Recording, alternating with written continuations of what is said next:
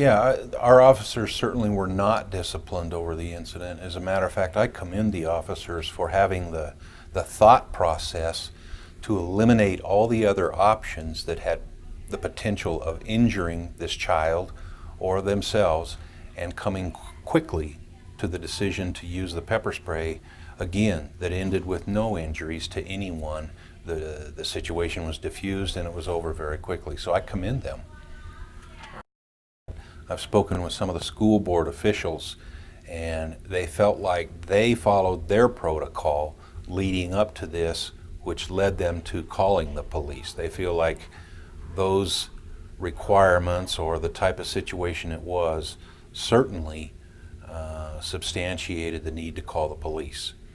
Once they call the police, obviously we're going to respond. And as far as I know, no one at the school district has any criticism with the way things were handled that day. Quite the opposite. I think they were happy that no one was injured. I think they're happy that their faculty members were not injured and students were not injured. So I know of no criticism personally from anyone over at the school district.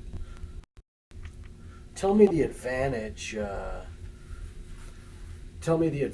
of pepper spray as opposed to trying to physically restrain someone, or Certainly. Tell me why that would be a more ideal criteria for a police officer. Sure. As opposed to resorting to hand-to-hand combat. Yeah. Well, if you're talking about pepper spray versus a nightstick, obviously a nightstick's going to create an injury. Maybe a different degree depending on how it's used and how many times it's used. But if a nightstick is used on someone, there's going to be some bruising at the very least. A taser, there's going to be a little bit of injury there. The prongs actually stick into someone before the electric charge is delivered. Hands-on, that was another option. The officers could have chosen to go hands-on with this kid. Great. I mean, you've got a 230-pound officer tackling an 82-pound kid that's holding a very sharp wooden piece of stick or trim that's over a foot long.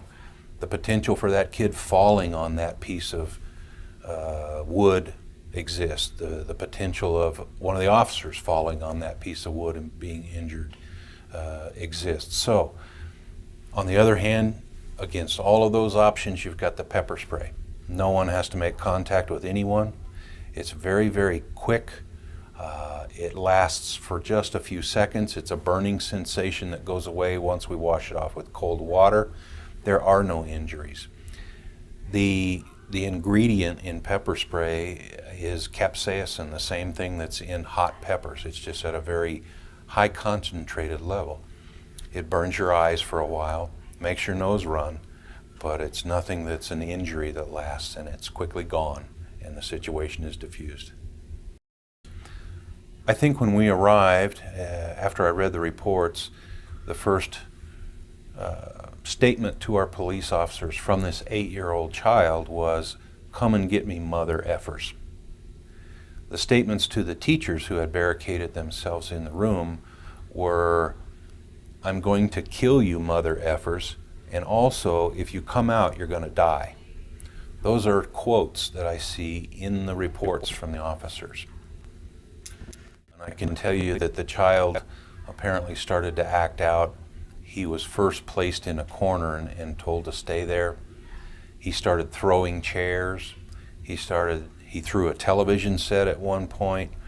Somewhere in this, he also tore off a piece of wall trim or paneling that was about 12 to 15 inches long and came down to a point on one end, and was holding that, threatening the teachers with it.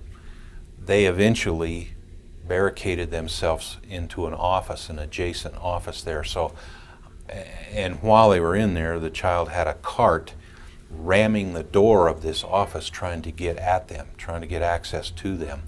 So I'm thinking that this had to take place over at least 2, 3, 4 minutes, I don't know, but I mean, for that much activity to take place, it certainly wasn't just a few seconds. like give me a scale or relative answer, like how threatened your police officers felt by this kid to respond the way they did. You know, I don't know if they felt so much threatened. I mean, obviously that you've got a kid standing there with a makeshift weapon, so it may have even been very low on the scale, the threatening feeling that they were getting. But it was more of a feeling of having to defuse the situation before this kid got hurt or someone else got hurt. Granted, anytime our officers confront someone that has any type of a weapon, there's a feeling of being threatened. You know, maybe if it's a gun, it's up here somewhere. If it's a knife, it's down here a little ways. If it's a long, sharp piece of wood, maybe it's way down the scale. But I don't think their reaction was so much because they felt a tremendous amount of a threat coming at them. I think it was more of a reaction to get this thing under control so that the child, the other students, the faculty, and themselves were not hurt in the incident.